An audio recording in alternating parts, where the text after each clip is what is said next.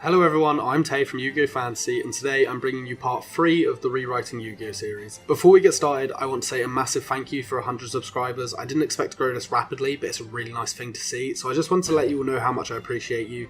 Along with that, I do also want to apologise for this episode being later than I expected. I've been really busy with work and family visits, but I'm glad to have it for you now, and hopefully we can go back to one episode a week.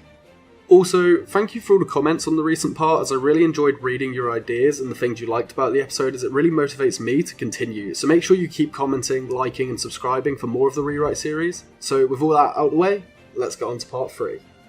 We get started with the gang after Mai and Joey's tag win over Rex and Weevil, sending them packing from the island. Night falls and they walk on to set up camp, where they're suddenly jump scared by Bakura from school, who approaches them. Bakura apologises for making them jump. He claims that he recognised their voices and decided to come say hello.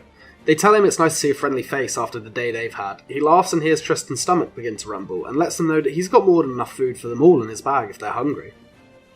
The gang is super excited as Bakura empties his rucksack to show chocolate, sweets, fruit and soda. Joey drools at the thought as they prepare to eat, some grabbing firewood and others dividing up the food fairly.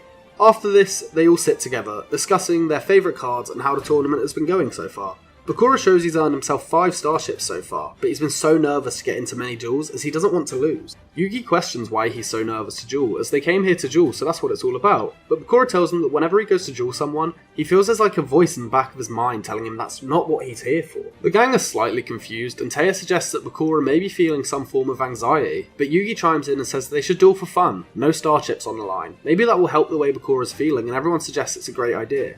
Bakura approves and suggests they all put their favourite cards into Yugi's deck. This way it's like they're all dueling together. They all agree and put their cards into Yugi's deck. Flame Swordsman for Joey, Cyber Commander for Tristan, and the Magician of Faith for Taya.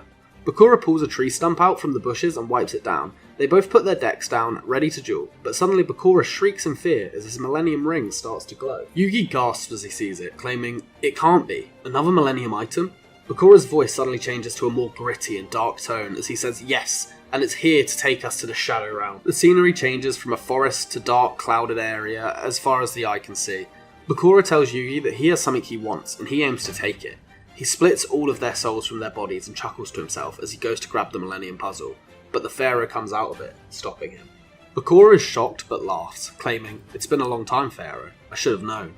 The Pharaoh is stunned and demands to know what this man has done with Bakura. He claims Bakura is no longer here, as the Pharaoh would then demand to know who he is. The man embodying Bakura would claim himself to be the evil spirit of the ring. He would say he's a legendary thief and a stealer of souls, and he's been after the Millennium Puzzle for over 5,000 years, and now he finally plans on succeeding. The Pharaoh would then tell Yami Bakura he isn't sure what he means, but he does know he'll do anything to protect Yugi and his friends, and if he's desperate to take the puzzle, he has to win it in a duel. But if the Pharaoh wins, Bakura will give everyone's soul back.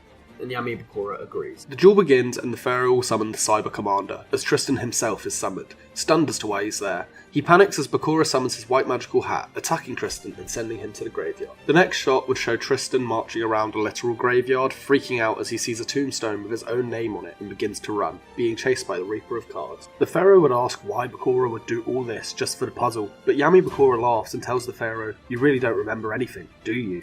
Whoever holds all the 7 Millennium items will become powerful beyond belief, and once Yami Bakura has the puzzle, he'll go for everyone else wielding what belongs to him, the Millennium item." The duel continues with the Pharaoh summoning the Flame Swordsman for an attack, followed by the Dark Magician who is stunned. Yugi and Joey stand in the field as the Pharaoh activates Monster Reborn, bringing back Tristan just before he's slashed by the Reaper's scythe. All the monsters on the field representing Yugi, Joey and Tristan try and take a minute and understand what's happening. Yugi tells the other two that sometimes when he's dueling, it's like a strong spirit takes over him from inside the Millennium Puzzle, and he thinks the man dueling may be him. The duel continues until Bakura sets the Man-Eater bug. All 4 of the gang are now on the field. Joey is ready to go to the graveyard for his friends and rushes to attack, but he's barged aside by Tristan, attacking the monster and screaming to the Pharaoh to activate his trap. He tells the Pharaoh he's been there before, and the others don't need to experience. The duel ends when Yami Bakura activates the Change of Heart spell card, bringing the real Bakura onto the field. Once he appears, the Pharaoh will use the power of the puzzle to swap the souls back, bringing Yami Bakura onto the field, ready for the Dark Magician to attack, destroying the spirit and winning the duel. Once the duel ends, the crew wake up in their own bodies. Joey and Taya claim they had a crazy dream, recapping the events that had just transpired. But Tristan stays quiet behind them before we hear his inner monologue, claiming that they may think it was a dream, but he remembers what happened when he was sent to the graveyard, and that was all real. But he'll stay quiet for now. After this, they hear a scream in the distance and they quickly rush to see what it's all about. When they arrive, they see Mai has been defeated by a mountain of a man. He introduces himself as PaniK, one of Pegasus' player eliminators. Mai claims she was forced into a duel with him, and now she's lost all her star chips. He shoves Mai aside, claiming she was his weakest victim yet. Joey is irate and tries to start a fight, but gets held back. Yugi tells Joey that fighting isn't the answer, and he of all people knows how to handle bullies. Joey and Tristan should know that. Joey and Tristan go quiet, lost for words. Yugi transforms and challenges PaniK, and when he wins, he'll get Mai's star chips back. PaniK accepts, knowing the bonus he'll get from Pegasus, and the duel begins, as Joey picks Mai up off the floor, making sure she's alright. She thanks Joey but questions why Yugi would do this for her. Joey tells her that Yugi is the kindest guy he knows, and he'll do anything for anyone. Mai is shocked, but she hopes Yugi succeeds. PaniK takes the first move, but as he does, he tells him that everyone in the castle wants Yugi gone, and he's more than happy to oblige. Clamps are put on Yugi's ankles as fire shoots towards him. Yugi questions what's going on, but PaniK tells him that he's not just going to end Yugi's dueling career, he's going to end his life. PaniK would use Nightmare's steel cage to stall and flood his field with monsters before using Castle of Dark Illusions and buffing his monsters like Dark Chimera and King of Yami Makai, immediately putting Yugi on the back foot, without a silly shtick such as Yugi not being able to see his monsters because it's so dark. The duel would go back and forth. Yugi would stay on the back foot until saying something along the lines of, "PaniK, I may not be able to break through your defences, but I can go around them," as he activates the Swords of Revealing Light and summons Catapult Turtle. PaniK would laugh, continuously summoning monsters to build a wall, before Yugi summons Curse of Dragon on his turn and activates Catapult Turtle's effect, dealing 1000 damage by shooting the dragon into him. Suddenly PaniK would begin to, no pun intended, panic. During the duel, Mai would continuously make comments of disbelief, not understanding why Yugi and his friends would be so eager to help her, always being reassured by Joey that they're friends and that's what they do. Mai constantly brushing off Joey's comments regarding them being her friends. Yugi would then tell PaniK, "You're not the only one that can harness the power of the darkness, PaniK," as he summons Dark Magician, screaming Dark Magic Catapult, and shooting his magician into PaniK with the Catapult Turtle, taking his life points away and winning the duel. PaniK is furious after the loss and tells Yugi that he may have lost the duel, but he will still take his life. Yugi would simply say, "Too slow," as he mind crushes PaniK, getting down from the pedestal and approaching Mai. Mai would be hesitant to take the star chips, but Joey would tell her that if she learned anything from this duel, it's that you can't always keep your defences up, or they'll get between you and the people trying to be your friends, forcing them into her home. Joey and his friends would go to leave, but Mai would call back, telling Yugi that she can't wait to duel him, and she hopes it'll be an honourable one. Yugi simply nods in agreement, leaving with the gang. After this, we'll cut back to Pegasus having what I can only describe as a Zoom meeting with the Big Five. He says that whilst Kaiba may have escaped alive, he knows he'll be coming to the island as he would never leave his blue eyes, and especially his brother, so he'll be here soon. The Big Five ask Pegasus if he'd like them to tell the guards to wait for Kaiba to finish the job they started. Pegasus would demand they don't, as he has a plan for the Kaiba brothers, even better than the last. As the crew are camping out, trying to finally get some sleep, a helicopter will fly up beside them, startling and waking them all as Seto Kaiba gets out of a briefcase. Yugi would run up to him, saying hello and handing him back his deck.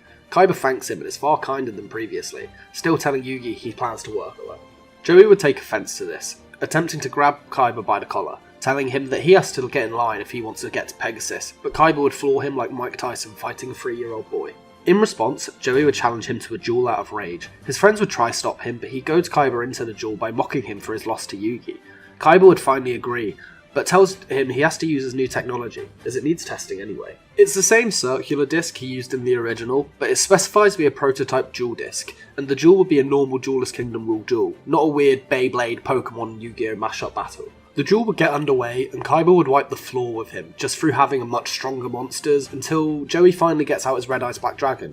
Kaiba would mock him, saying it's just a wannabe Blue Eyes and it's fitting for Joey, as he's just a wannabe duelist. Kaiba would then get out his Blue Eyes, destroying the Red Eyes and destroying Joey in the meantime, who never looked like he had a chance in the first place. Kaiba would laugh at Joey, devastated and on the floor, shamefully picking up all his cards that had fallen onto the floor with him. Yugi would attempt to comfort Joey to no avail. When Kaiba leaves, he wishes Yugi the best when trying to save his grandpa, but he hopes their paths don't cross until everyone is safe, as Kaiba will stop at nothing to save his brother. Following this, we see Joey running from a real Blue Eyes White Dragon, almost crying from fear, begging for help. Suddenly Kaiba would appear, berating Joey, calling him a worthless duelist and that he'll never save his sister, suddenly waking up in tears, realising it was all a nightmare. His friends would ask what's wrong, but he'd shake it off, saying it was nothing. Joey is then more quiet than normal. The team would begin to adventure around the island for their second day. Joey and Bakura would be silent in the back, as Tristan, Taya and Yugi are marching on talking. Yugi would claim today's duelists would be even stronger as they survived the first day. Joey would be obviously scared, shaking in his boots. We'd then zoom out into the background to see that they're all being watched by 3 weird looking guys who laugh, saying, "They'll be perfect, let's go tell the boss." Panning across, we would also see some eyes in the bushes, watching the crew as well, but clearly not with the 3 guys. We'd then follow the 3 guys back to their boss. They'd inform him that they found 3 duelists. One was the boy who beat Seto Kaiba, Yugi Moto, but his 2 friends seem like scared nobodies. One is a fake tough guy in a green jacket, and another silent white-haired British boy. The boss would tell them to grab the 2 dweebs, and they'll deal with Yugi later. We then get the backstory of Bandit Keith from when Pegasus embarrassed him, getting a young boy to defeat him in his place. The gang continue to walk when Yugi says something to Joey who was behind him, but gets no response as they realise both Joey and Bakura are gone. They worry about them, and say they should split up to find them. Taya and Tristan go one way, and Yugi goes another. Suddenly, we come back to Joey and Bakura waking up in a dark cave. Joey on the floor in the corner, who would scream as he wipes his eyes and sees he's on a pile of skulls, before looking up to see Bakura is waking up on a jewel pedestal. Bakura wonders what's going on as he taps his chest to see his Millennium Ring is missing. Bandit Keith would be on the pedestal on the other side, telling him to put his star chips on the line as they're about to duel. Bakura would question what if he didn't want to, but Keith says if he or his friend ever want out of here, they'll accept the duel. I'm forcing Bakura to duel because as he was on the boat and he's been on the island, he was obviously supposed to be a competitor, yet never once duelled for star chips, so that's a change I was very keen to make. Keith demands he puts all his star chips on the line, so he does. The duel is relatively short. Bakura will be trying to use his fiend monsters, but they're destroyed one by one until Keith summons his slot machine with 7 completed equipped to it, wiping out Bakura's life points. Bakura will be extremely disheartened, and Joey would be furious. He'd challenge Keith and demand he duel for his and Bakura's star chips back, trying to follow in Yugi's footsteps like he did for mine. Bandit Keith would actually decline, saying that's enough for one day from him, and usher Bones up to duel Joey and take his star chips. Bones would ask Keith to just duel for him, but Keith would say that he's the boss and to just do what he's told, but don't worry, he's buffed up Bones' deck. Bones would then agree, getting ready to duel Joey. Joey would be furious, but Keith will tell him he's not the one in the position to make demands here, so Joey will begrudgingly agree, putting all his star chips on the line against Bones. Before the duel begins, however, we would cut back to Yugi searching for Joey and Bakura. He'd be shouting out their names but unable to find them. He'd stand still for a minute to think, but as he does this, someone would rush past him and grab his dueling gauntlet, and by proxy, his star chips. Yugi would start chasing the person and eventually catch them as they reach a dead end. He'd demand they give his star chips back, as they take down their hood, revealing themselves just to be a young girl. Yugi would ask who she is and why she stole his star chips. She would tell Yugi her name is Alyssa, and she stole them because she has to. Yugi would tell her that there's nowhere left to run, and if she wants his star chips, she'll have to put hers on the line in the duel. Alyssa would panic but begrudgingly agree, and the duel would get underway. Not long into the duel, Yugi would realise that she's not an experienced duelist, using cards such as Happy Lover and Connell TW's favourite card, Shining Friendship. Yugi would ask her why she's here on the island if she's so inexperienced and hesitant to duel. The girl would tell Yugi that her dad's sick, so she needs the prize money to help him pay for his medication to get better. Suddenly, Yugi is torn. He'd tell her that he has a friend in a very similar situation, but he's dueling for his sister's help, and he needs to find him. So Yugi apologises but wraps up the duel quickly using the Dark Magician. Yugi would approach her as the duel ends, taking all the star chips. He'd tell her that she should have just told him in the first place, as he wants to help her, and he promises he will. He takes the star chips and says that now he has 10, he's one step closer to being able to. Yugi promises he'll win this tournament and get the money for her father, but he needs to find his friend now, because he needs his help as well. She tells Yugi that she trusts him and thanks him for his help. As the duel ends, Taya and Tristan are heard running to Yugi in the distance. Tristan tells Yugi they found Bakura's Millennium Ring on the floor outside some cave, and they think that he must be in there. Yugi nods and says there's no time to waste as they begin to run away. Alyssa shouts thank you to Yugi as they leave. Back with Joey and Bones, the duel begins, and to be honest, this goes almost identical to usual as I really enjoyed this duel and think it's a good display of Joey showing the skills he's developed over time. The duel begins with Joey's monsters destroying Bones one by one until Bones revives all of his monsters as zombies, also summoning Pumpkin, the King of Ghosts. Joey would be on the back foot, just defending his life points until finally Tristan, Taya and Yugi arrive. They question what's going on here, and Bakura tells them that they were both forced to duel. He points over to the man in the bandana and tells them that that's Bandit Keith. He defeated Bakura and took all his star chips, and now he's coaching Bones for a duel with Joey. Tristan tries to stop the duel, but gets taken out by Keith's goons. Tristan tells them that if they can't end the duel, then Joey's just going to have to beat him. Joey shouts back, telling them he doesn't know if he can. Just look at how Kaiba demolished him. Yugi would shout back, reminding Joey of how he's grown through this tournament. He's beaten my Valentine. Rex Raptor, and even regional champion Weevil Underwood. He's one of the best duelists left in this tournament.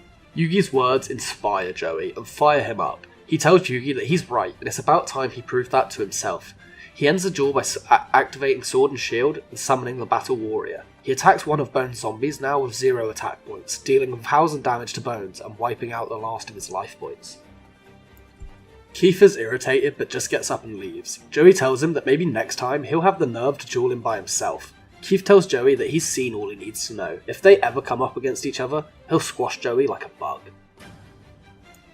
Joey ignores this and celebrates with his friends. They console Bakura, but Joey and Yugi celebrate now both having 10 star chips and qualifying for the finals. They go to leave, but as they do, a huge rock is pushed in front of the exit, trapping them inside. Outside, Keith beats up all his lackeys. He says that they lost and proves that they're worthless to him, and as he's already qualified, he doesn't need them anymore, leaving them laying as he heads for the castle. The gang are now shown back in the cave. They're all trying to push the rock out the way, but they can't do it, seemingly trapped until Bakura's Millennium Ring starts pulling him in a different direction. Bakura explains that he and Yugi were theorising that it's been directing them to Pegasus Castle because of the Millennium Eye. We then cut back to Pegasus watching them the whole time, and then watching Mokuba in his cell. Mokuba talks to himself, saying his brother will come, as his brother is the only person who ever looked after him, the one who truly raised him. Back with the gang, they seem to have found themselves in a maze, a labyrinth you could say. Bakura begins to run as his ring pulls him harder until they find a room with a duel field. Yugi would question why there's 4 corners, and Joey would tell him that this is a tag duel field. He saw the same thing when him and Mai defeated Rex and Weevil. Suddenly, we hear some rhyming monkeys who do flips in front of them. They speak in riddles saying that they must face them in a tag duel if they want a chance at leaving here, introducing themselves as the Paradox Brothers. Joey tells Yugi it's fine. Like he said earlier, him and Yugi are 2 of the best duelists on this island now, and Joey's been in a tag duel before, so they can do this. Yugi transforms and agrees to duel, saying he'd be honoured to duel alongside Joey.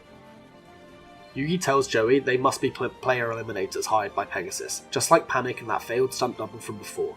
Joey tells Yugi it's fine, he knows what he's doing in a tag duel.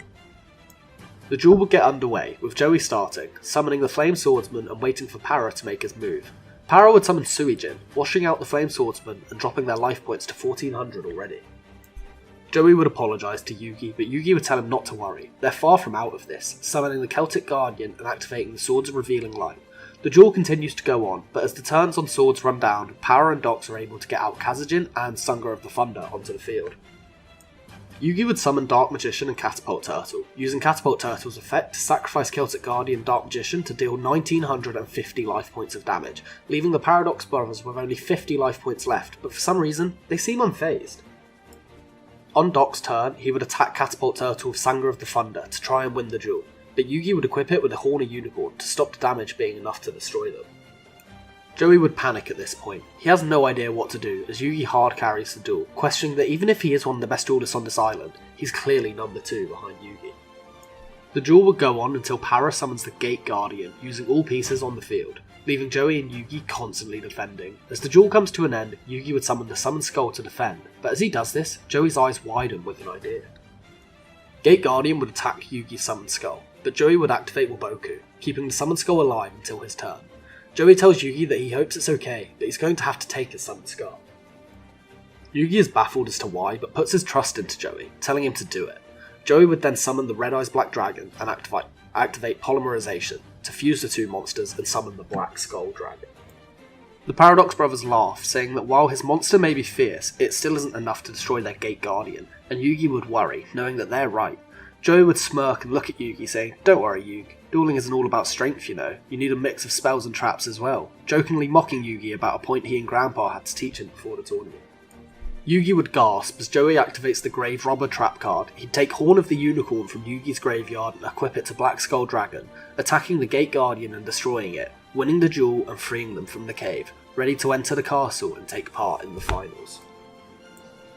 The finals which will be happening in the next part, as that's all I'm going to be doing today. Now, I'm sure there's some parts that you will take issue with today, namely the PaniK duel and the Paradox Brothers duel, but that's okay. Let me know in the comments how you would have had them play out, but I personally found these duels a good way to remove the silly conditions they usually have in Duelist Kingdom, as I have tried to do through the whole series. In the Paradox Brothers duel, I had to have them summon the Gate Guardian as it's what they're synonymous with, but in a normal duel in this era of the card game, if they got it out, it would simply wipe the floor with Yugi and Joey, so we'll allow for some plot armour in this one. Anyway, with that said, thank you all so much for watching this episode and staying up to date with the series, as I'm really enjoying it and excited to bring you the finale to the Duelist Kingdom arc.